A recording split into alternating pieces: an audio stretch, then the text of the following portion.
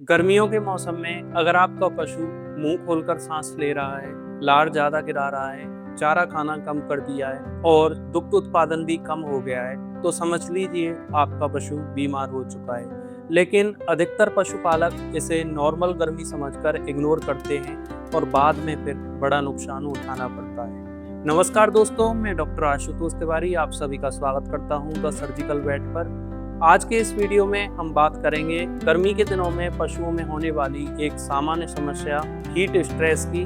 लेकिन वीडियो को शुरू करने से पहले मैं आपसे एक रिक्वेस्ट करूंगा कि अगर आपने मेरा चैनल अभी तक सब्सक्राइब नहीं किया है तो प्लीज चैनल को सब्सक्राइब करें और बेल आइकन को प्रेस करें। तो चलिए शुरू करते हैं। हाई एनवायरमेंटल टेम्परेचर और ह्यूमिडिटी लाइव स्टॉक एनिमल्स में हीट स्ट्रेस डेवलप कर सकते हैं। हीट स्ट्रेस को इवेलुएट करने के लिए सिर्फ टेम्परेचर एनफ नहीं होता, बल्कि उसके लिए टेम्परेचर ह्यूमिडिटी इंडेक्स यानी THI भी एक इम्पोर्टेंट पैरामीटर है, क्योंकि ह्यूमिडिटी इवोपरेटिव कूलिंग को रिड्यूस कर देती है। अगर एनिमल कंटिन्यूअसली पैंटिंग कर रहा है, ओपन माउथ ब्रीथिंग कर रहा है, एक्सेसिव सैलाइवेशन है, वाटर इनटेक बढ़ गया है और फीड इनटेक कम हो गया है, तो यह हीट स्ट्रेस का इंडिकेशन हो सकता है।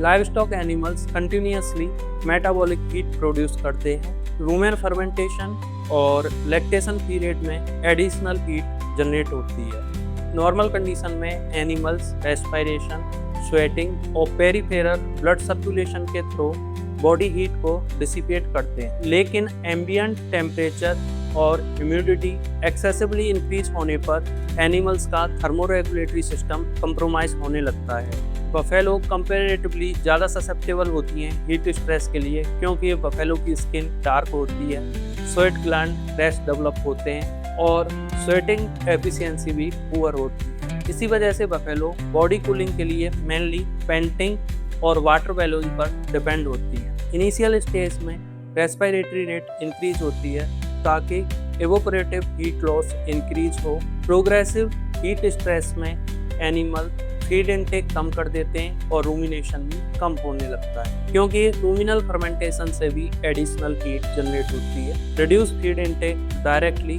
मिल्क प्रोडक्शन को, एनिमल ग्रोथ को और एनिमल एनर्जी बैलेंस को भी अफेक्ट करता है। माइल्ड हीट स्ट्रेस में रेक्टल टेम्परेचर अपर फिजियोलॉजिकल रेंज तक इंक्रीज होता है, जबकि सीवियर हीट स्ट्रेस या हीट स्ट्रोक में मार्क हाइपरथर्मिया देखने को मिलता है। प्रोग्रेसिव केसेस में डिहाइड्रेशन, इलेक्ट्रोलाइट इम्बैलेंस और सर्कुलेटरी सिस्टम कंप्रोमाइज होने लगता है और एडवांस स्टेज में वीकनेस, अटैक्सिया, रिकमेंसी और सर्कुलेटरी शॉक देखने को मिलता है। क्लिनिकल एग्जामिनेशन में tachypnea, tachycardia, excessive salivation, elevated rectal temperature, warm body surface और डिहाइड्रेशन ऑब्जर्व किए जा सकते हैं। Continuous panting initially respiratory alkalosis cause कर सकती है due to carbon dioxide loss, जबकि सीवियर प्रोलॉन्ग केसेस में मेटाबॉलिक एसिडोसिस देखने को मिलती है। हीट स्ट्रेस या हीट स्ट्रोक के केसेस में ट्रीटमेंट का प्राइमरी ऑब्जेक्टिव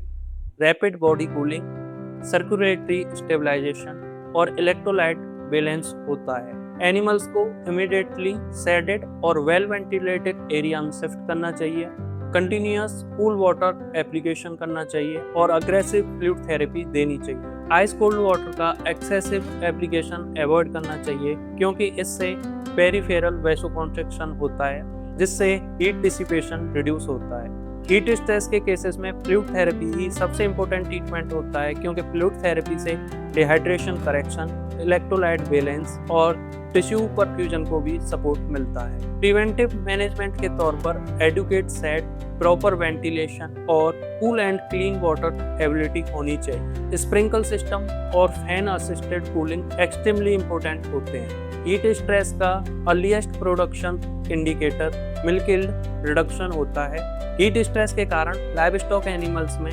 रिप्रोडक्टिव डिस्टर्बेंस जैसे silent oestrus, repeat breeding and lower fertility rate भी ऑब्जर्व किए जा सकते हैं। समर सीजन में respiratory pattern, feed intake, rumination, water intake monitoring heat stress detection के लिए काफ़ी इम्पोर्टेंट इंडिकेटर्स होते हैं। अगर आपको ये वीडियो पसंद आया हो तो प्लीज़ लाइक करें, शेयर करें और चैनल को सब्सक्राइब करें। धन्यवाद।